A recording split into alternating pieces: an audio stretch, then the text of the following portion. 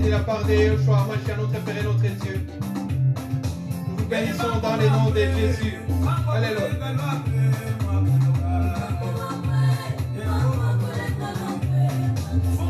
Nous sommes Evami Tabernacle, l'œuvre de la dernière heure.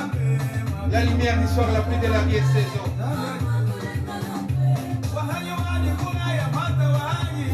C'est Isaac Kalonji Ministries. Alléluia.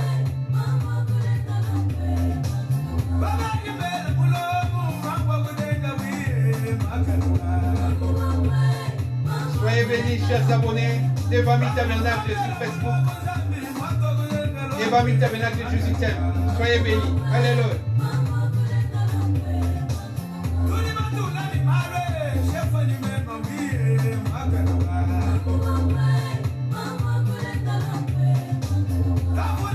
Nous sommes Pasteur Isaac Kalonji de France. Nous sommes sur YouTube. Isaac Kalonji Ministries. Abonnez-vous s'il vous plaît et partagez nos vidéos. Que Dieu vous bénisse.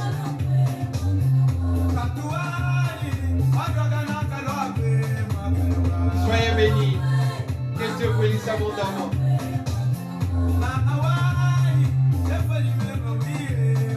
Gloire à l'agneau de Dieu, Jésus de Nazareth de Galilée.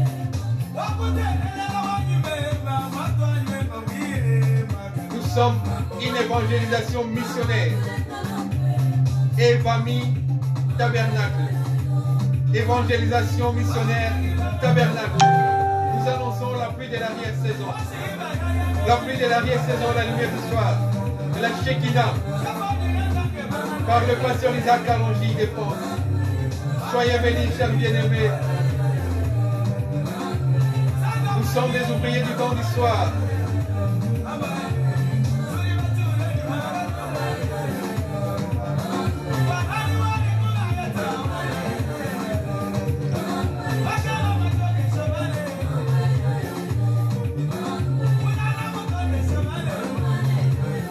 Nous sommes Evami Tabernacle, Jésus t'aime. Alléluia. Nous distribuons l'amour de Yeshua Mashiach au travers de sa parole. Cette parole inspirée. Alléluia. Gloire à l'agneau.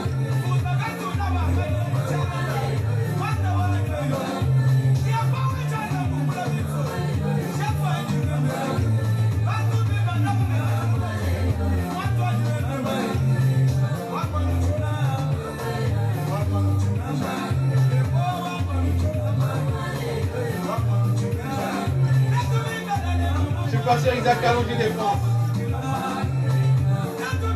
L'ouvrier de la dernière heure. Alléluia.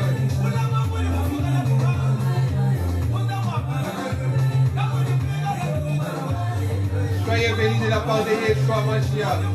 Shalai notre Elohim.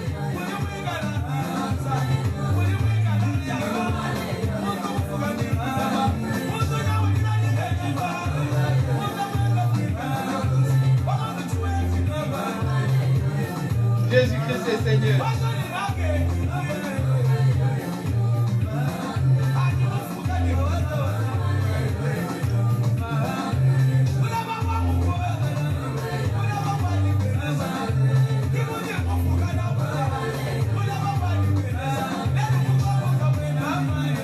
Jésus de Nazareth de Galilée. Alléluia.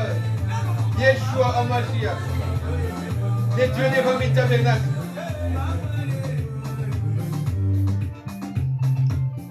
Que Dieu vous bénisse abondamment, bien-aimés. Merci d'être là pour suivre cette portion de la parole, cette distribution de la parole au temps du soir. Nous sommes Isaac Kalonji Ministries. Nous œuvrons dans Evami Tabernacle, évangélisation missionnaire Tabernacle. C'est un message qui annonce la parole, rien que la parole de Jésus-Christ. Jésus-Christ est notre absolu. Jésus-Christ est notre suprême autorité. Jésus-Christ est notre alpha. Jésus-Christ est notre oméga. Nous l'appelons Yeshua HaMashiach, El Shaddai Elohim, le puissant de Jacob, l'unique et le véritable Dieu, l'unique et le seul Dieu qui nous a fait, qui nous a créés. Bien-aimés, nous sommes dans la joie de nous retrouver une fois de plus ce soir pour distribuer cette parole et nous avons intitulé notre thème d'aujourd'hui « Sois riche selon Jésus-Christ ». La richesse est un objectif, même une addiction pour certaines personnes qui veulent à tout prix devenir riches dans ce monde. Personne ne peut refuser aujourd'hui de s'octroyer des richesses, mais cela dépend de quel moyen que tu emploies pour t'enrichir. La richesse que les gens voient aujourd'hui, qui tape à l'œil, c'est la richesse matérielle. Mais il y a encore une autre richesse plus importante. C'est cette richesse-là que moi je trouve qu'elle est indispensable pour chaque âme vivante, pour chaque homme vivant, pour chaque humain sur cette terre. Cette richesse qui n'est pas matérielle, qui est spirituelle, elle est indispensable pour chaque âme. Nous allons lire la parole de Dieu pour comprendre comment les gens sont attachés à des richesses terrestres, à des bénédictions terrestres, oubliant la bénédiction essentielle, la bénédiction indispensable et éternelle. Nous prenons exemple dans la Bible de Dieu. Nous prenons le chapitre 26 de Matthieu, Évangile selon Matthieu. Le verset 26, nous prenons le chapitre 26, nous prenons le verset 6. Matthieu 26, chapitre 6. Comme Jésus était à Béthanie, dans la maison de Simon le lépreux, une femme s'approcha de lui. Elle tenait un vase d'albâtre, plein d'un parfum de grand prix. Et pendant qu'il se trouvait à table, elle répandit le parfum sur sa tête. À cette vue, les disciples s'indignèrent et dirent: à quoi bon cette perte? On aurait pu vendre ces parfums très chers et en donner le prix aux pauvres. Jésus s'en aperçut et leur dit: pourquoi faites-vous de la peine à cette femme? Elle a accompli une action à mon égard, car vous avez toujours les pauvres avec vous, mais moi, vous ne m'avez pas toujours. En répandant ces parfums sur mon corps, elle a fait pour ma sépulture. En vérité, je vous l'ai dit, partout où cette bonne nouvelle sera prêchée dans le monde entier, on racontera aussi en mémoire de cette femme ce qu'elle a fait. Nous prenons un deuxième texte. Nous sommes dans les Actes des Apôtres.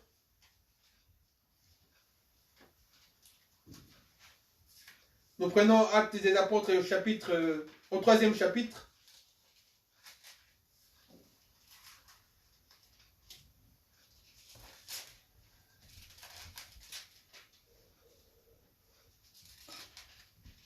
Voici ce que la parole de Dieu nous dit. Ensemble, Pierre et Jean montaient au temple. À l'heure de la prière, c'était la 9e heure. Or, on apportait un homme boiteux de naissance qui était placé tous les jours à la porte du temple appelé la Belle pour demander l'aumône à ceux qui entraient dans les temples. Voyant Pierre et Jean qui allaient y entrer, il leur demandait l'aumône. Pierre, de même que Jean, fixa les yeux sur lui et dit: regarde-nous. Et il les observait, s'attendant à recevoir de quelque chose. Mais Pierre lui dit: je ne possède ni argent, ni or, mais ce que j'ai, je te les donne. Au nom de Jésus-Christ de Nazareth, lève-toi et marche.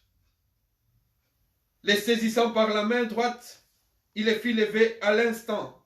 Il les fit lever. À l'instant, ses pieds et ses chevilles devinrent fermes. Ses pieds et ses chevilles devinrent fermes. D'un bond, il fit debout et se mit à marcher. Il entra avec eux dans les temples en marchant, sautant et louant Dieu. Cet homme était pauvre. Pour demander de l'aumône, il faut être pauvre. Dans le premier texte, nous avons vu que cette femme, qui s'appelle Marie, avait pris toutes ses économies pour acheter ses vases de parfums et pour rendre la tête du Seigneur Jésus-Christ et donner son adoration, son amour pour l'homme de Galilée, parce qu'il savait que cet homme est venu nous donner la vie et la vie en abondance. Alors moi, je donne tout ce que j'ai. Alors, comme c'était un parfum qui coûtait cher, un parfum de grand prix, ça avait indigné les apôtres, les disciples qui étaient avec Jésus-Christ, en particulier Judas l'Iscariote qui aimait l'argent. Et Jésus-Christ a dit, il était le sondeur des cœurs et des reins, il savait ce que ses disciples disaient. Il a dit, mais pourquoi vous vous indignez à propos de ce que cette femme a fait? Elle m'envoie, mais c'est pour ma sépulture. Parce que bientôt, je ne serai plus avec vous, mais je serai avec vous autrement. Vous vous indignez, vous dites que cet argent, il fallait prendre ce parfum, le vendre même aux enchères, parce que c'est le parfum qui était en présence du Seigneur. Pour donner cet argent aux pauvres. Mais les pauvres, vous les avez tous les jours. Mais moi, vous ne m'avez pas tous les jours. Nous vivons dans ce monde où nous voyons des pauvres. Il y a une catégorie de gens. Il y a les riches et les pauvres. Bien sûr, aujourd'hui, sur le plan social, il y a ce qu'on appelle aussi la classe moyenne. C'est-à-dire cette classe, elle n'est ni pauvre ni très riche. C'est une classe qui vit bien. La Bible nous dit, ne vous étonnez pas de voir les riches et les pauvres. Les deux, c'est le Seigneur Jésus-Christ qui les a créés. Donc la pauvreté existera toujours. Nous sommes en Occident, nous sommes dans des pays riches. Mais nous voyons des gens qui font la manche. Nous voyons des gens qui n'ont pas de toit. Nous voyons des gens qui font la queue pour avoir à manger. Ils sont considérés comme pauvres. Nous voyons des gens même qui travaillent. Mais ces gens-là n'arrivent pas à atteindre un seuil pour qu'ils soient considérés comme des gens qui vivent bien. Parce que les salaires est mince. La pauvreté existera toujours. Jusqu'à la fin du monde. Quels que soient les régimes, quels que soient les pays, quels que soient les continents, la pauvreté existera toujours et la richesse existera toujours. Nous voyons des hommes riches. Il y a même un magazine qui classifie les pauvres et les riches, les hommes les plus riches du monde, le pays le plus pauvre du monde, le pays le plus riche du monde, le pays du tiers-monde, le pays développé, le pays en voie de développement, les pays sous-développés. C'est des catégories. Personne, même les pays qui sont pauvres, personne ne veut rester dans cette situation de pauvreté. L'homme est appelé à avancer, à prospérer. L'homme est appelé à monter. Personne ne s'est satisfait d'être pauvre. Mais les gens oublient d'enrichir leur propre âme. Les gens font la course. Les gens font des stratégies. Les gens cherchent des stratégies. Et la richesse aujourd'hui est devenue comme une forte obsession pour tout le monde. Tout le monde veut s'enrichir. Personne sur les réseaux sociaux ne peut te présenter aujourd'hui comme étant pauvre. Tout le monde veut exhiber ses richesses. Tout le monde veut montrer comment il vit bien. Parce que la richesse, ça plaît. Et ça donne de la valeur parce que elle-même, la parole de Dieu nous dit ceci. Que la sagesse du pauvre est méprisée. Et que les riches ont beaucoup d'amis. L'homme est devenu matérialiste aujourd'hui. L'homme est tellement matérialiste qu'il ne pense pas à l'homme. Jésus-Christ a dit, les pauvres, vous les aurez tous les jours avec vous. Mais moi, vous ne m'avez pas tous les jours. Jésus-Christ se trouve quelque part. Il n'est pas là tout le monde, où tout le monde cherche la richesse matérielle. Bien sûr qu'il a dit, dans ce siècle-ci, vous aurez des terres, vous aurez des maisons. Et qui souhaite que nous puissions prospérer à tous égards, comme prospère l'état de notre âme. Et c'est l'âme que le Seigneur vise, pour que cette âme soit riche. Voilà pourquoi j'ai lu le deuxième texte avec Pierre et Jean.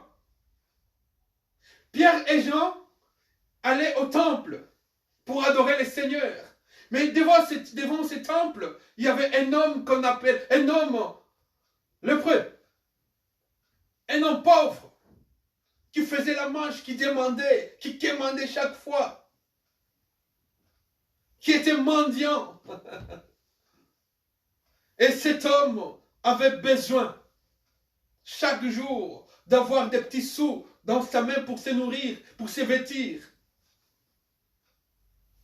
Mais les hommes de Dieu, Pierre et Jean, avant d'entrer dans les temples, cet homme leur a dit, donnez-moi quelque chose s'il vous plaît, pour que je puisse manger et me vêtir. Ils ont fouillé leurs habits, leurs poches, ils ont cherché partout, partout. Dans leurs poches, il n'y avait rien. Et pourtant, ils avaient la richesse la plus extraordinaire que l'homme puisse avoir sur cette terre. Ils étaient plus riches que ce qu'ils ne pensaient. L'argent ne répond pas à tout. Jamais. Comme je l'ai dit. Non, l'argent ne répond pas à tout. L'argent ne peut pas acheter ton âme. Si l'argent répondait à tout, les pauvres, les riches allaient avoir une différence devant les tombeaux. Les riches et les pauvres, nous tous, nous mourrons. Riches ou pauvres, nous mourrons tous. Si l'argent répondait à tout, les pauvres allaient tout le temps souffrir et mourir. Et les riches resteraient en vie des années et des années, parce qu'ils allaient toujours acheter leur âme. Mais l'argent ne répond pas à tout. Voilà pourquoi la parole de Dieu dit, que servirait-il à un homme de gagner tout ce monde et à la fin des comptes de perdre sa vie?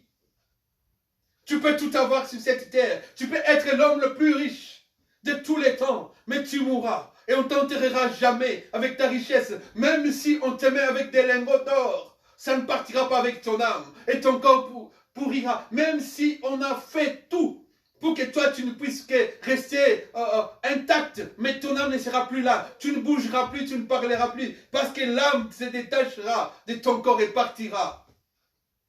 L'âme qui pêche, c'est celle qui meurt. Et Pierre et Jean, ayant Jésus en eux, ils ont dit à cet impotent, à cet homme pauvre, assis devant le temple, nous n'avons rien à te donner parce que nous avons tout fouillé. Nous avons fouillé nos poches. Nous n'avons rien trouvé. Mais ce que nous avons Jésus-Christ. Ce que je te le donne maintenant. Ils ont donné Jésus-Christ à cet homme. Cet homme a reçu Jésus-Christ. Voilà la richesse, la richesse indispensable que cet homme cherchait depuis des années. Parce que lui ne s'est limité qu'à la porte du temple la belle. Il n'entrait pas pour adorer le Seigneur. Lui, il restait là. Beaucoup de gens restent aujourd'hui dans le monde. Ils ne veulent pas recevoir Jésus-Christ pour entrer dans les temples.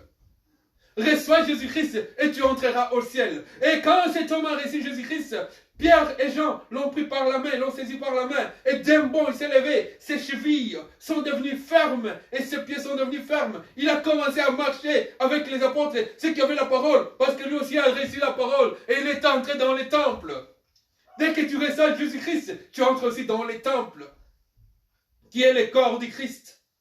Et ce temple t'amène au ciel, là où l'argent n'aura plus d'effet, n'aura plus d'impact, n'aura plus de valeur.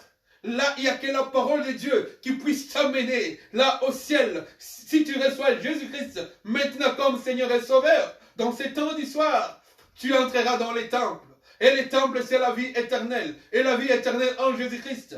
Personne ne peut passer à Dieu et voir Dieu sans passer par la porte du temple qui est Jésus-Christ, parce que Jésus-Christ a dit: je suis le chemin, la vie et la vérité, et il est la porte du ciel. Personne ne peut venir au Père s'il ne passe par moi. Cet homme est passé avec la parole qu'il avait. Il a eu la richesse qui ne tarit jamais. Il a eu la richesse que personne ne peut voler. Personne ne peut voler la richesse qui est en Jésus-Christ.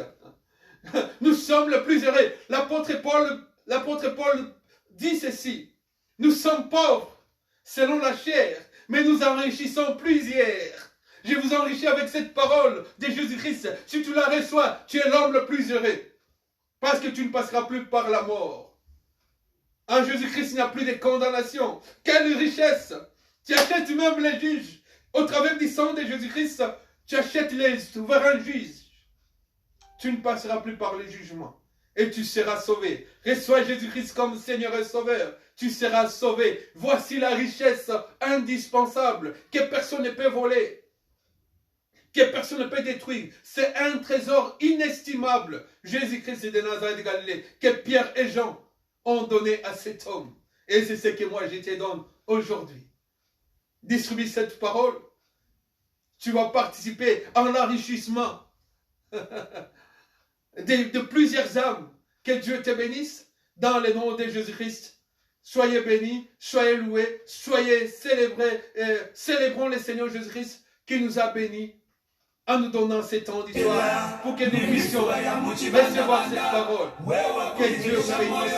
Jésus-Christ est Seigneur, alléluia. Gloire à l'agneau Jésus.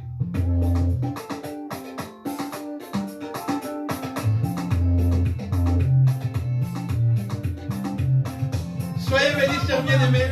Nous sommes Isaac Alon Jubilee 6.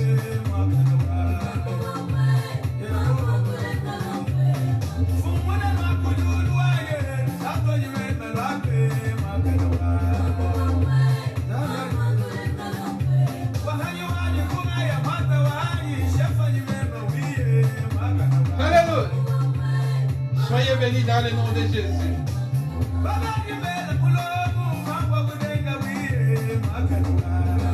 Distribuez cette parole. Nous sommes Evangile Tabernacle Jérusalem sur Facebook et Isaac Alongi Ministry sur YouTube, ou Pasteur Isaac Alongi de France sur YouTube. Nous distribuons la parole au temps du soir, la Shekinah, la lumière du soir, la pluie de l'arrière-saison. Alléluia.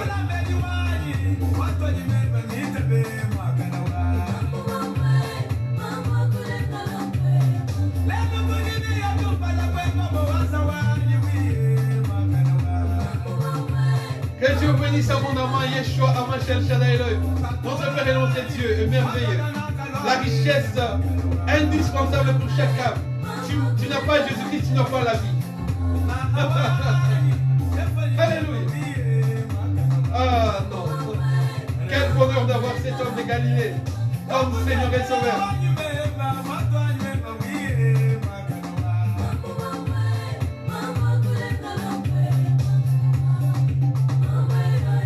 Jésus-Christ est Seigneur. Alléluia. Gloire à l'agneau.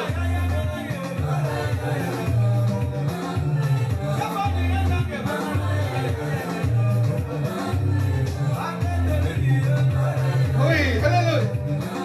L'homme m'appelle le million. Jésus de Nazareth de Galilée. Divoué, Dame Mounene, Dieu de Moïse, Zakai, El Shaddai Elohim, Jésus. Distribuez notre bien-aimé, distribuez cette parole. Partagez et enrichissez plusieurs.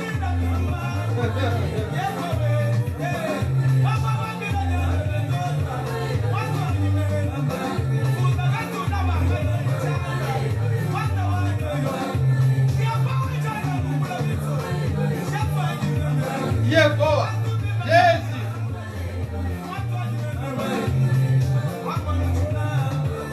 Alléluia. Alléluia.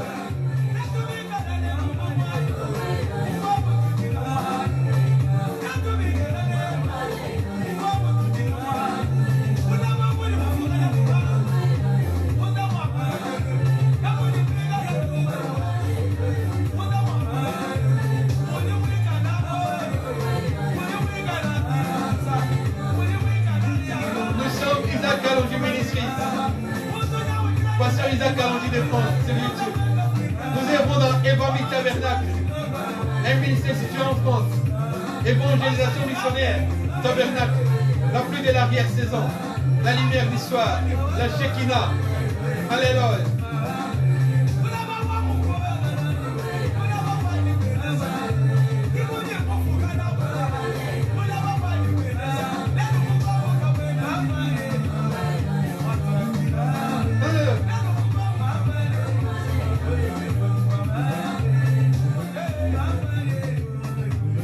Que Dieu vous bénisse abondamment dans le nom de Jésus-Christ, notre Seigneur et notre Dieu. Amen. Alléluia.